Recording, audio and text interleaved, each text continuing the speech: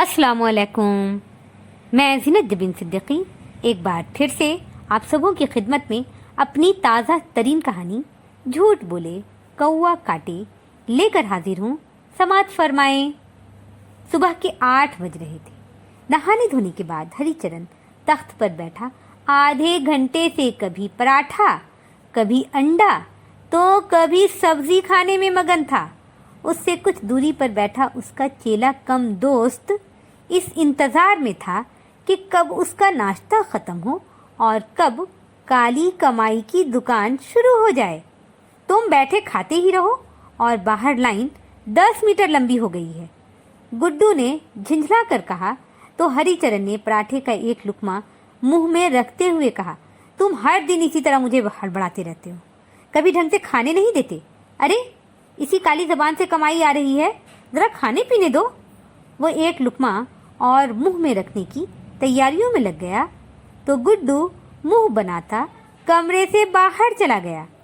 6 महीने पहले तांत नगर में रहने वाले हरिचरण की गिनती मोहल्ले के नाकारा लड़कों में होता था। कामचोर, आवारा, निकम्मा, निखट्टू जैसे नामों से लोग उसे पीठ पीछे याद किया करते थे। लेकिन फिर वक्त ने करवट बदली और उसके नाम की लॉटरी निकल पड़ी।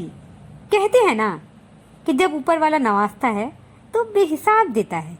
यही कुछ हरिचरण के साथ हुआ यूं कि उसकी काली जबान से निकलने वाली सारी बातें सच होने लगी। वो जिस किसी को जो कहता वो हो जाता। ये बात पूरे इलाके में आग की तरह फैल गई। वैसे ये एक दकियानूसी सोच थी, मगर लोगों को कौन समझाए। अब हरिचरण की गिनती तांत नगर के खास लोगों में होने लगी थी। पढ़ाकू बबला कहता, चरण भैया तनी बोल दो ना कि मैं इम्तिहान में टॉप कर जाऊं। चमेली से शादी के ख्वाब देखता नंदू कहता, ओ हरी जरा मेरी अर्जी लगवा दो ना कि मेरी शादी चमेली से हो जाए। पड़ोस वाली भाभी कहती, अरे ओ हरिया अपनी काली जबान का जादू मुझ पर भी चला दिया करो कि मैं जरा स्मार्ट दिखने लगूं। देख तो मैं मोटापे से कैसी फटी जा रही हूँ। हरिचरण झट से कहता, भाभी जरा कम खाया करो, कम खाओगी तो देखने वाले तुम्हें देखते रहेंगे। बबला जब कभी हरिचरण को नजर आ जाता उसे झड़क कर कहता, जाकर पढ़ाई कर, टॉप नहीं आना क्या मैं कह दूं कि तू। अरे नहीं चरण भैया मैं जा रहा हूँ पढ़ाई करने। खूब पढ़ाई का नतीजा ये आया कि बबला एग्जाम में टॉप कर गया और वो नंदू उसे बुलाकर कहा कि चमेली तुझे छत पर बुला रही है। उधर नंदू चमेली की छत पर गया और इधर हरिचरण चमेली के भाई के पास। फिर क्या, नंदू की जमकर पिटाई हुई और अगले दिन गांव के मंदिर में दोनों का ब्याह हो गया। हरिचरण आते जाते पड़ोस वाली भाभी से कहता रहता, भाभी आज तुम जरा पतली दिख रही हो, मुर्गा मछली की तरफ देखना भी मत, यूं ही दाल रोटी खाती रहो। हाँ 15 दिनों से दाल रोटी पर गुजारा कर रही हूँ, कहकर भाभी मुस्कुराती हुई अपने कामों में लग जाती। ये सारे काम क्या हुए, हरिचरण पर तो जैसे पैसों की बारिश होने लगी। अब हरिचरण के दरवाजे पर हर सुबह एक लंबी सी लाइन होती।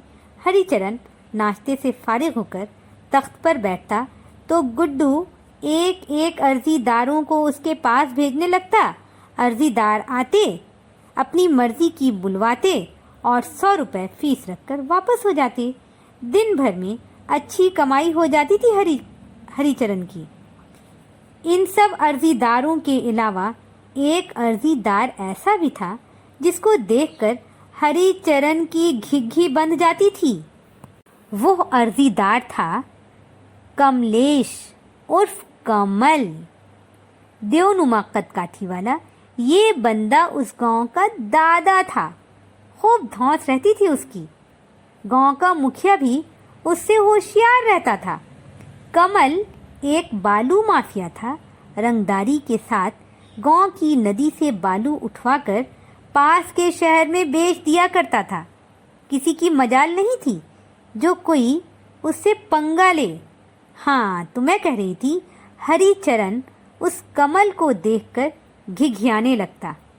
कमल कहता, अपनी काली जबान से कह दो कि मेरा कारोबार चलता रहे, पुलिस की रेड ना पड़े। हरिचरण हाथ जोड़े उसके सामने खड़ा होकर एक सांस में कई बार दोहराता, कमल भैया की जय हो, कमल भैया की जय हो, कमल भैया का कारोबार चलता रहे, पुलिस आंखें बंद किए पड़ी रहे। ये क्या आंखें बंद किए? ये आंखें तो कभी भी खुल सकती है। कहो कमल भैया के अड्डे पर कभी रेड ना पड़े। कमल हरिचरण को टोक कर कहता तो हरिचरण फिर से विर्द शुरू कर देता, पुलिस की रेड ना पड़े, कमल भैया का कारोबार चलता रहे, पुलिस की रेड ना पड़े, कमल भैया का कारोबार चलता रहे। अब ठीक है, बस इसी तरह मैं हर सुबह आऊँगा तुमसे ये कहलवाने के लिए कि मेरे अड्डे पर रेड ना पड़े। अगर ये रेड पड़ गई तो फिर तेरी खैर नहीं। कमल भैया अपने बॉडीगार्डों के साथ चल देते और हरिचरण को कितना सारा वक्त लग जाता अपनी बेतरतीब होती सांसों को फिर से बहाल करने में। हरिचरण, पहला नंबर भेजूं क्या? कहता गुड्डू पर्दा हटाकर अंदर देखा तो हरिचरण हाँ हाँ भेजो कहकर अगरबत्ती जलाने लगा। अभी अगरबत्ती ठीक से जला भी नहीं था कि कोई आंधी तूफान की तरह कमरे में दाखिल हुआ। हरिचरण के हाथ से माचिस छूट गया। वो सीधा खड़ा होता हुआ आने वाले को देख रहा था। कमल उर्फ कमलेश उर्फ कमल था ये। सफ़ेद कुर्ता पजामा पहने, आंखों में सुरमा, सर पर चमेली का तेल और उसके साथ उसके 2 चेले। हरिचरण हाथ जोड़े कमल के सामने खड़ा कह रहा था, कमल भैया की जय, कमल भैया की जय, बस बस इतना ही।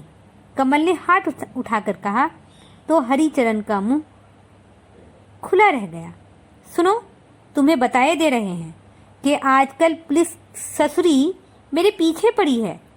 तुम कह दो कि मेरे अड्डे पर रेड ना पड़े, कमल भैया के अड्डे पर रेड ना पड़े।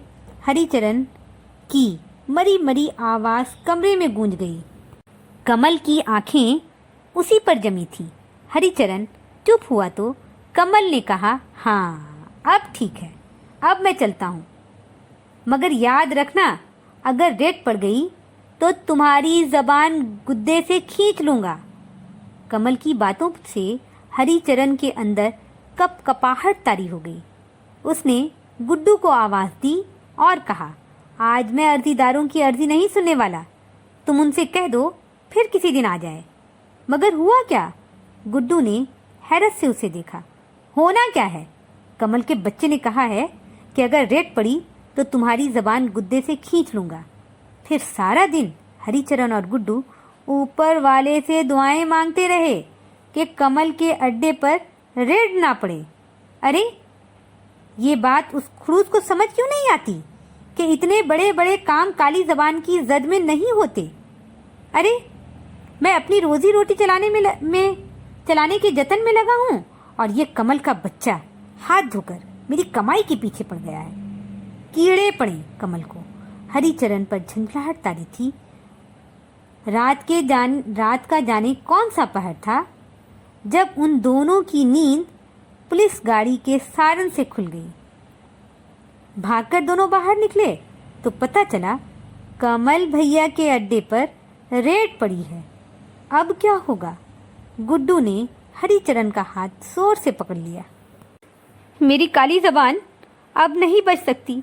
हरिचरण रो देने को था। फिर हरिचरण भागकर घर के अंदर गया। वापस आया तो एक ताला था उसके हाथ में।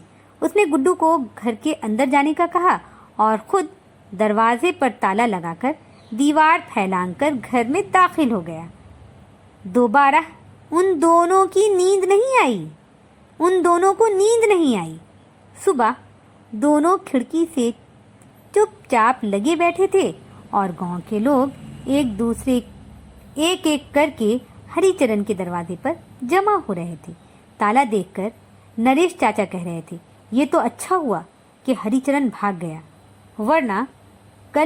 वरना कमल उसकी लाश ही निकाल देता। कल रात कमल मेरे घर आया था, कह रहा था हरिचरण की खैर नहीं। सुबह सुबह उससे अर्जी लगवाई थी कि रेड ना पड़े, मगर देखिए रेड पड़ गई। वो तो अच्छा हुआ कि मैं वहां से भाग निकला। अब हरिचरण की तो खैर ही नहीं है। बहुत आया काली जबान का जादू चलाने वाला। ये सब सिर्फ धोखा है और कुछ नहीं। मगर अभी भी बहुत से लोग हैं जो इन बातों पर यकीन करते हैं। न करते तो हरिचरण की कमाई ठप न हो जाती। ये कल्लू चाचा थे। हाँ, लोगों को लगता है 100 रुपए से क्या होता है। अगर हरिचरण की बात लग गई तो फायदा ही फायदा है। बस इसीलिए ये नत्थू चाचा थे। हरिचरण चुपचाप खिड़की के पास से हट आया। 4 दिन हो गए थे उन दोनों को घर के अंदर छुपे हुए। घर के बाहर कमल की सरगर्मी बढ़ी हुई थी। वो घंटों हरिचरण के दरवाजे पर आकर बैठा रहता कि हरिचरण वापस आए तो उसकी खबर ले सके। हरिचरण और गुड्डू की हालत पतली सी होकर रह गई थी। 5वां दिन था जब कमल सुबह से शाम तक एक बार भी हरिचरण के दरवाजे पर नजर नहीं आया था। उस रात दोनों ने चैन की सांस ली और वहां से निकल भागने की तैयारियों में लग गए। गुड्डू ने पैंट शर्ट पहना और हरिचरण ने एक कुर्ता पजामा पहनकर सर पर एक पगड़ी बांध ली। तय ये पाया कि गुड्डू पहले घर से निकलेगा और सीधा स्टेशन पर जाकर टिकट लेगा। उसके कुछ देर बाद हरिचरण निकलेगा और फिर दोनों स्टेशन पर मिलेंगे और गाड़ी आते ही तात नगर को हमेशा के लिए छोड़कर किसी और जगह काली कमाई की दुकान खोल ली जाएगी। गुड्डू को निकले 1 घंटा हो गया था। हरिचरण की सवारी अब सड़क पर आई थी। अंधेरी रात, सुनसान रास्ते और तेज तेज चलता हरिचरण ऊपर वाले से अपने लिए लाखों दुआएं मांग रहा था कि आज की रात कमल भैया से बचा ले मालिक। मगर कहते हैं जो काम ऊपर वाला चाहे वही होता है। हरिचरण की काली जबान पर हरिचरण की काली जबान हरिचरण को बचा ना पाई। अभी वो स्टेशन से कुछ दूरी पर ही था कि एक बाइक तेजी से आकर उसके सामने रुक गई। बाइक की तेज रोशनी में हरिचरण की आंखें चुंधिया गईं और अभी वो कुछ देख पाता इससे पहले किसी ने उसकी गर्दन जोर से पकड़ ली थी और गरज कर कहा, ये कहाँ की भाग दौड़ है? कमल भैया वो मैं क्या मैं कहकर कमल ने एक रपट उसके गालों पर जड़ दिया। हरिचरण को रात में सूरज दिखाई देने लगा। क्या सोचा था, कुर्ता पजामा पहनकर भाग निकलूंगा तो कोई पहचान न पाएगा? अरे मुझे पहले ही मालूम हो गया था कि तुम मकान के अंदर ही छुपे हो। मैं तो इसी इंतजार में था कि तुम कब बाहर आते हो। ये कहकर कमल उसे एक रपट और जड़ गया। फिर हरिचरण का कॉलर पकड़ते हुए बोला, गांव के भोले भाले लोगों को बेवकूफ बना रहे थे, काली जबान का थौस जमा रहे थे, कह रहे थे रेड नहीं पड़ेगी, पड़ गई ना। अब मैं तुम्हारी जबान गुद्दे से बाहर कर दूंगा। मुझे भगवान ने पक्की जबान दी है। मैं जो कहता हूँ वो करके रहता हूँ।